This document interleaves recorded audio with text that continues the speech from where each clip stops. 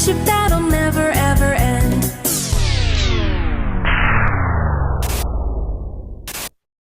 Run!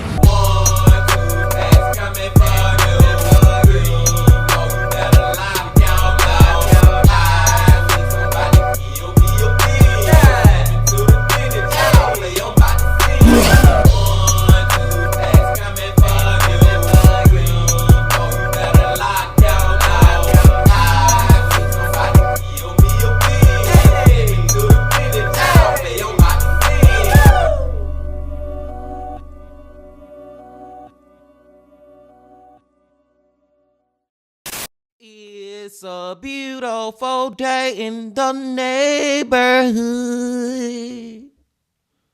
Reaction Beanie, yo, 806. In that neighborhood, my brothers and sisters. After today, I will not be releasing another Reaction Beanie, yo, until next Friday. But tomorrow, I will be releasing my first ever true crime, horror, dark, deep, and mysterious, what the is going on type of video. So y'all make sure y'all come check that out. But as of today, it is another Sunday. So y'all know that we are about to go back to the man. We are about to go back to the MILF.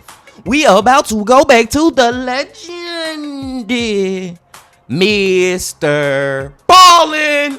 MrBallen Sundays, y'all.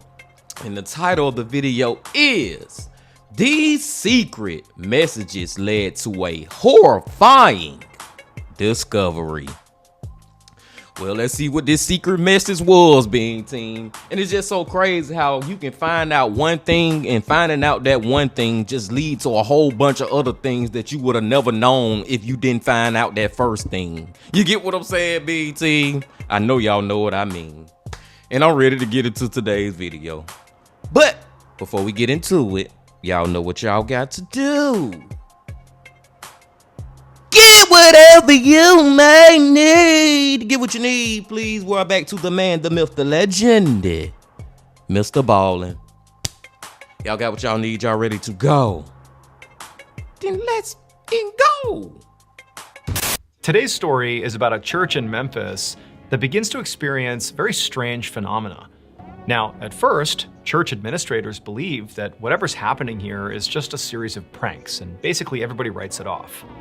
But one church staff decides to look more closely, and he discovers something much darker was going on there. But before we get into that story, if you're a fan of the strange, dark, and mysterious delivered in story format, then you've come to the right place, because that's all we do, and we upload once a week. So if that's of interest to you, for the next several days, sneak into the Like Button's kitchen after hours and add increasingly large portions of food that they hate to their fridge and their pantry. Also, please subscribe to our channel and turn on all notifications so you don't miss any of our weekly uploads. Okay, let's get into today's story.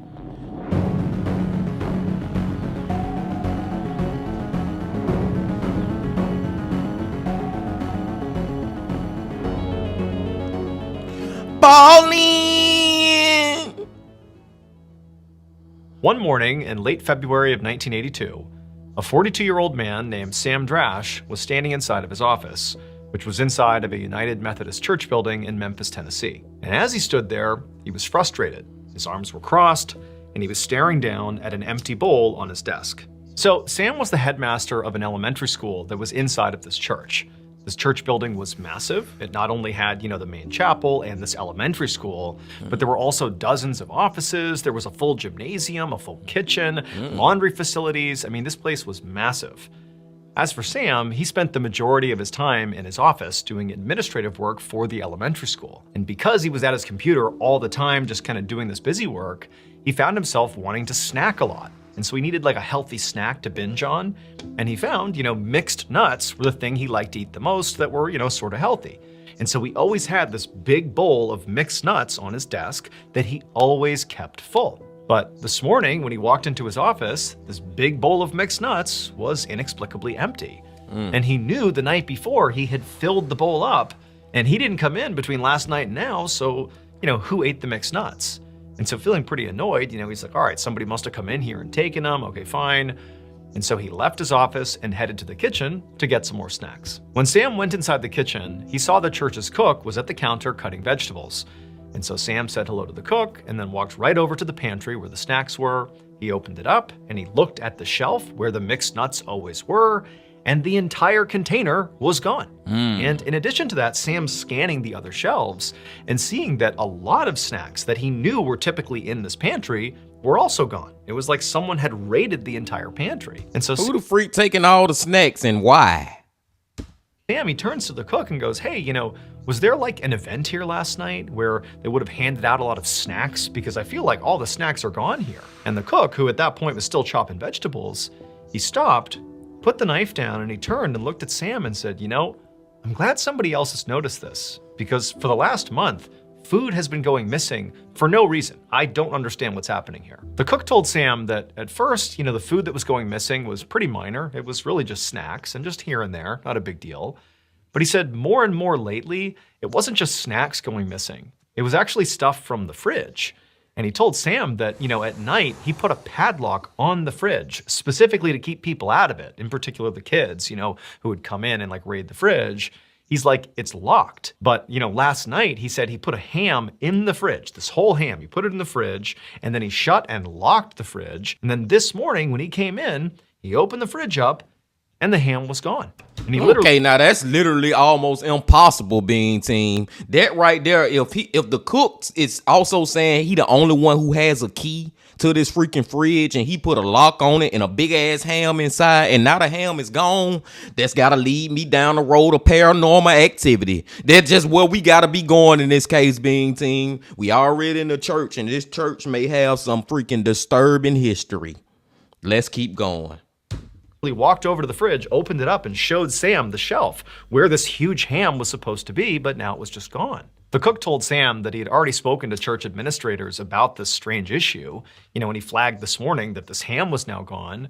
And while they said they'd look into it, they admitted to the cook that they really didn't know what to think of it. It was just very confusing how this was even happening. At this point, Sam was just totally irritated because now he knew, one, he would have to go do his admin work without any snacks. But two, it was pretty clear that, some of the kids, probably from his school, had likely begun sneaking into the kitchen and taking snacks. And also very likely, they must have gotten a hold of the key to the padlock on the fridge, and now they're kind of escalating, stealing whole hams from the fridge. I mean, this whole thing was just totally annoying and really bad behavior.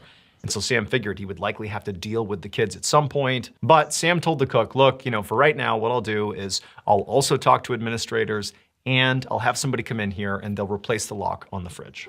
Now, the way that Sam looked at it, that was very logical because y'all know how I be jumping out the deep end. He just thinking that maybe the kids got a hold of the key, which is it's not out of the realm of possibility, but instead of me thinking that it's kids doing this, I would think it's an adult or adults, you know what I'm saying, doing this, because not only are they taking snacks, but they took a big ass ham. I don't see no kids grabbing a ham. That's their first priority when they open a refrigerator. Kids don't even know how to cook the ham, even though you can eat ham raw. But I'm saying, man, no, I don't think it was them who took the ham. If anybody, had to be an adult that took it home to their family because they don't have a lot of money or whatever, something like that.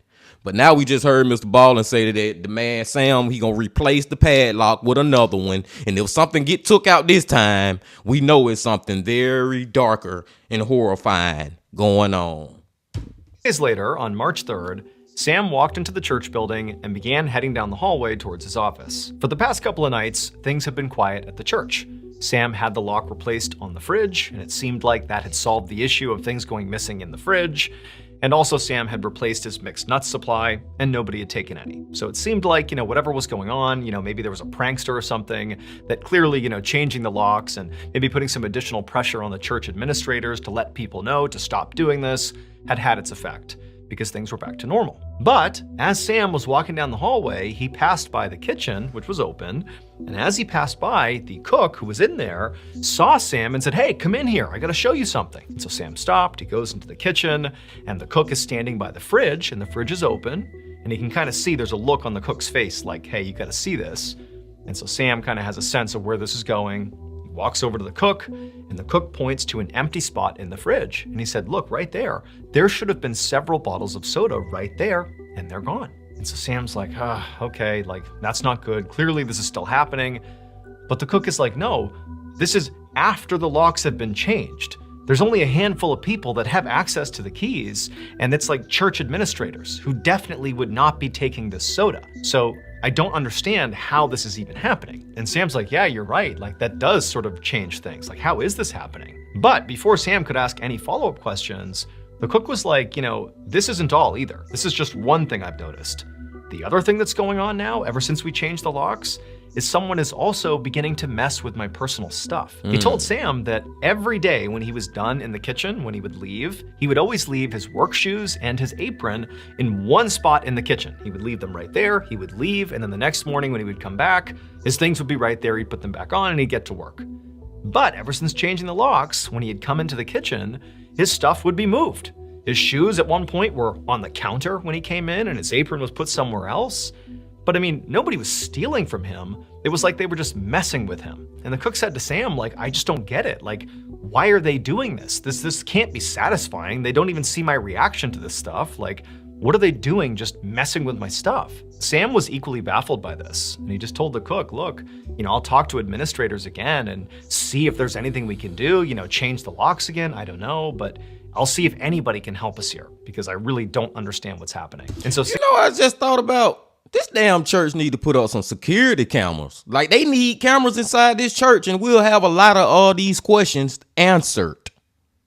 Sam left the kitchen and headed down the hallway towards his office with the intent to go in there and write up a report about what had just happened and hand it over to the administrators. But when Sam walked into his office, he noticed there was something sitting right in the middle of his desk that had not been there the night before. It looked like a paper towel. And so Sam, he walks up and he sees it is a paper towel, but there's a note scrawled on this paper towel, sort of like hectic, chaotic handwriting, like somebody was in a rush writing this note.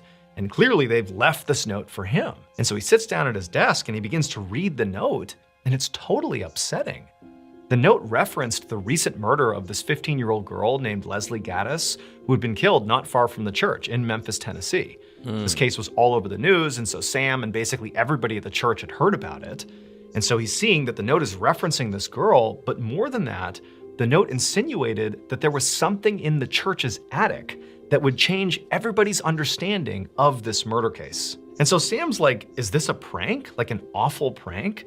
I mean, are the kids who are stealing food and messing with the cook's stuff, are they also responsible for this? Sam's thinking, this murder case was all over the news. I mean, everybody, including the kids in this church, had heard about it. I mean, this girl had been abducted from her bedroom in the middle of the night. I mean, it was horrible. And he's thinking, maybe this really is a prank. But at the same time, Sam's thinking that if this note is true, that there is some horrible thing or some clue or evidence up in the attic that might be useful to police about this case, like he had a responsibility to share it with the authorities. And so even though he knew he might be overreacting a little bit to this, he called the police and said, hey, you gotta come down here and look at this. And so sure enough, later that day, police showed up to the church, they met with Sam, they read the note, and they went into the attic. And they searched it extensively, but they didn't find anything connected to the Leslie Gaddis murder case. They didn't really find anything of note up there at all. They also searched the entire building, just in case, but there was nothing of note. And so the police told Sam that, look, your first instinct was probably right here, that this was likely a prank. Whoever was maybe messing with your kitchen food and the cook very likely did this too, I don't know. But, if anything serious happens, about this case or anything else, don't hesitate to reach out, but this does not seem like a big deal. And so the police left, and Sam is just left in his office thinking like, what do I do here? I mean, like he didn't know who was messing with the stuff in the kitchen or the cook. He didn't know who had written this note, but it really started to seem like, somebody was up to something, or multiple people were, and he just wanted to understand why. Like, why is this happening? Why is this happening, Bean Team? MrBallen commercial, and I feel like I'm kind of on the fence right now. As far as like, is it real people doing this or is it freaking the paranormal? Now, I think a real person probably wrote that note. But the whole getting inside the fridge, messing with stuff, and they then change the padlocks, like that gotta be like ghost or something, right? I don't know. But I also feel like the police, they went in the attic and they searched, but they didn't search good enough. Like they missed something that's gonna be a very strong clue in this case. I'm enjoying this, Mr. Ballen Sunday. Let's get back to it. This format, we'll keep doing it, okay? Thank you very much, and now, back to the story. Back to it. Over the next couple of weeks, food continued to go missing from the kitchen, despite locks being changed several more times. The church's cook continued to have his stuff messed with, and more notes, handwritten notes on various pieces of paper and paper towels, began popping up, not just on Sam's desk, but also on other church officials' desks. And these other church officials, when they got them, they were totally convinced that this had to be a prank. But for Sam, he just felt like, I don't know if this is a prank. It's not really funny. It isn't like the person doing it is really getting any big reaction. It's just kind of creepy and unsettling that somebody is, launching this bizarre campaign against the church. It didn't add up. But, even though this is all happening for weeks at this point, the final straw, at least in Sam's mind, happened the previous Sunday when he and his family were at church, and his son was sitting in one of the front pews, and he grabbed a Bible and he opened it up, and sure enough, a note tumbled out of the Bible. It was one of those handwritten notes on a paper towel, and again, it referenced the murder of Leslie Gaddis. And Sam's looking at his young child, his young boy, reading this note, being like, what's going on here? And Sam's like, this is totally unacceptable. It's one thing to be leaving these notes for adults to find, but now children are gonna be reading these notes? That's not okay. And so on March 17th, so roughly about a month and a half after all this strange stuff had begun happening in the church, Sam went to the maintenance crew of the church building and told them he wanted to set up a stakeout. Because by this point, Sam was starting to think, I don't know if just, some kid or kids from the elementary school are pranking the church. I mean, this has been going on for weeks now. It's sort of dark at this point with these notes that are being left all over the place. This doesn't really feel like just some kid. This actually feels like maybe an adult, maybe an outsider who's coming in to do this. For what reason, Sam didn't know, but he just felt like something's off here. And so his plan was basically he and the maintenance crew would stay in the church at night and literally hide and try to catch whoever this was, breaking in, doing this stuff in the act. By about 10 p.m. on March 17th, it was just Sam and the maintenance crew in their various hiding spots in the church, sort of centrally located so they could see the hallway that led to the kitchen, that led to Sam's office. They're all just kind of positioned, waiting. And so far, nothing had happened. I mean, the church was totally quiet. Everybody else had left for the night. It was just Sam and the maintenance crew. And they're just kind of twiddling their thumbs, waiting to see what would happen. And So y'all think this is a good idea for them to be doing this, or should they have the police involved? I'm just saying, do one of y'all got a gun at least? At least that much. At some point, the maintenance crew, they got really bored because there really was nothing happening. I mean, Sam was super motivated, but the maintenance crew's like, I don't know, I don't really care about any of this stuff. And so one of them decided to just, stretch his legs and just walk around the church, just to do anything other than sit here with nothing happening. And so he got up and he walked down the hallway and he's kind of looking in each room and there's nothing going on. And as he was walking towards the nursery at the end of the hallway, he heard some movement coming from behind him. He turned around and he thought it was, one of the other maintenance workers or Sam, but no, he saw a light come on in the kitchen. And so thinking, oh my goodness, maybe I've caught this person in the act, he charges down the hallway, he goes into the kitchen, and he can't believe what he sees. It would turn out everybody had it wrong about what happened to 15-year-old Leslie Gaddis. She really was, several months earlier, literally taken from her bedroom in the middle of the night, taken out of her house. But she wasn't murdered. Everybody thought she had been, and the news acted like she had been, but she hadn't been. Instead, her kidnapper, 42-year-old Ernest Stubblefield, had taken her in the middle of the night and brought her to this church and had been holding her in the church's attic for the last 119 days. And during that time, Ernest had her at knife point and basically watched her near 24/7 to make sure she wouldn't escape. And the whole time he's telling her, don't worry, I'm gonna get ransom for you, and as soon as I do, you'll be allowed to leave. But Leslie began to realize that ransom was not materializing, and it didn't really seem like Ernest had much of a plan, and eventually he would just have to get rid of her. And so she knew, like, if she didn't save herself, she was likely gonna get killed. And so in the rare moments where Leslie was not being watched by Ernest, like for example, when they were down in the kitchen and getting food after hours, they critically had been listening the whole time, and they would hear when the locks had been changed on the fridge, and they would see where the keys were being hid, and they would just sneak down, get the keys, open the fridge up, and they would eat. Well, when they were doing that, Leslie made a point of not just taking a little food for she and Ernest, but she would take a ton of food, like way more than 2 people would need, and she would tell Ernest, oh, it's just because, it's more for us.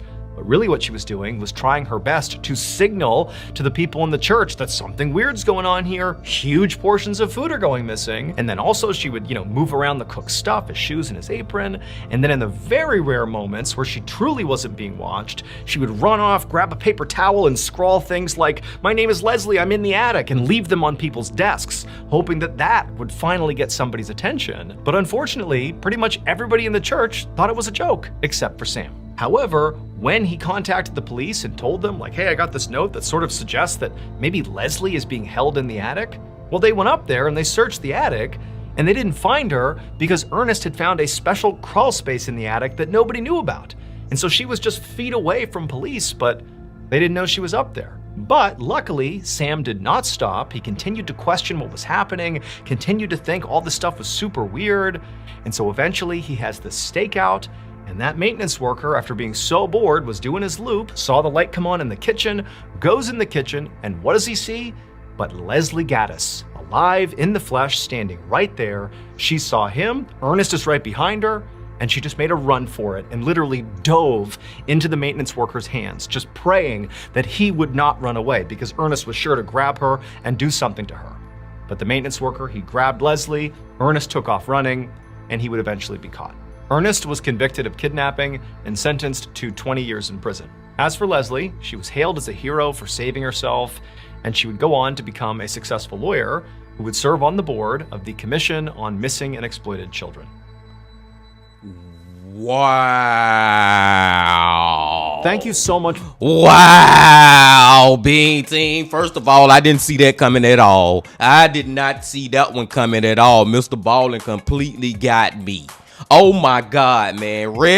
Not rest in peace. Thank God that she alive, man. Thank God that Leslie Gaddis is alive. I'm so used to saying rest in peace at the end of these freaking videos. This is a happy moment this time, man. She actually survived. But I would have never thought that it was her, the one taking the food out and taking the ham and freaking leaving the notes all over the church. Like, dude, what?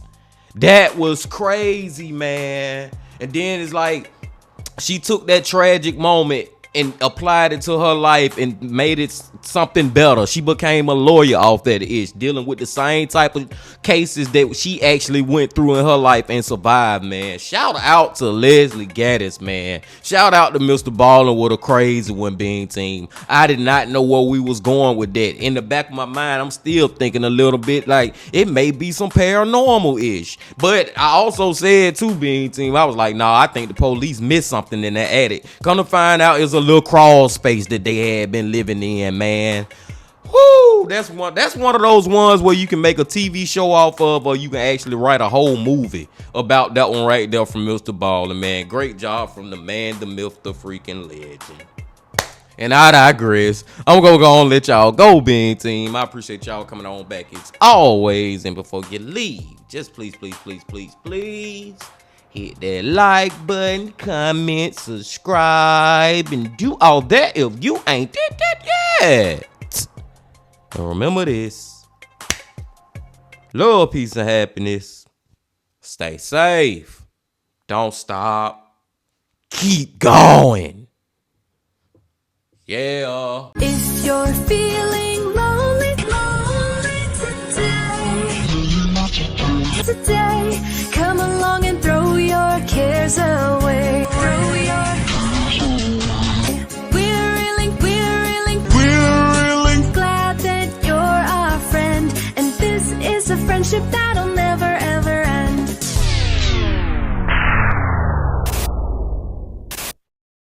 Run!